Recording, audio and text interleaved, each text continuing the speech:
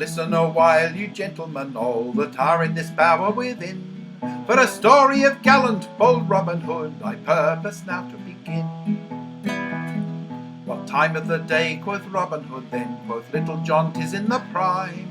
Why then we will to the greenwood gang, for we have no victuals to dine. As Robin Hood walked the forest along, it was in the mid of the day. There he met of a deft young man as ever walked on the way.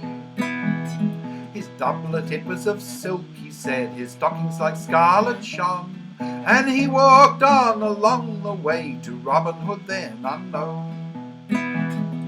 A herd of deer was in the bend, all feeding before his face. Now the best of ye I'll have to my dinner, and that in a little space.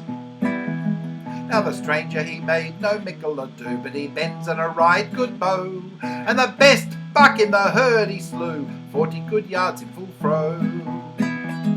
Well shot, quoth Robin Hood then, that shot him was shot in time, and if thou wilt accept of the place, thou shalt be a bold yeoman of mine. Go play the chiven, the stranger said, make haste and quickly go, or with my fist be sure of this, I'll give thee buffet sore. Thou best not buffet me, quoth Robin Hood, for though I seem forlorn, yet I can have those that'll take my part if I but blow my horn. Thou best not wind thy horn, he said, be'st thou never so much in haste, for I can draw out a good broadsword and quickly cut the blast. Then Robin Hood bent a very good bow to shoot, and that he would fain. The stranger he bent a very good bow to shoot at bold Robin again.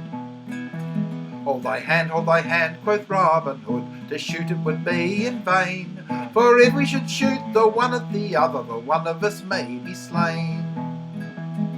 But let's take our swords and our broad bucklers and gang under yonder tree. As I hope to be saved, the stranger said, 1 foot I will not flee.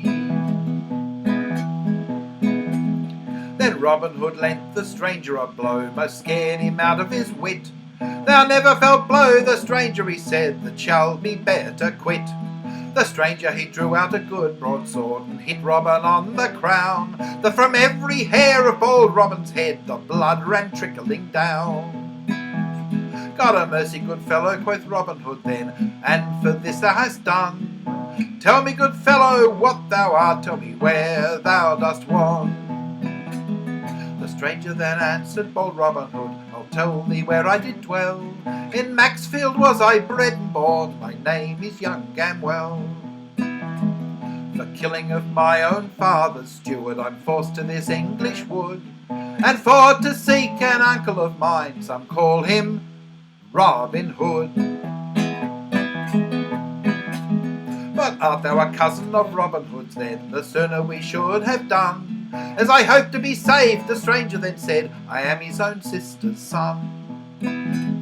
But Lord, what kissing and courting was there when these two cousins did greet, and they went all that summer's day, and Little John did meet.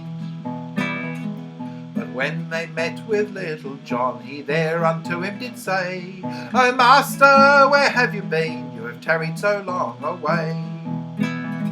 I met with a stranger, quoth Robin Hood then, full sore he hath beaten me. Then I'll have a bout with him, quoth Little John, and try if he can beat me.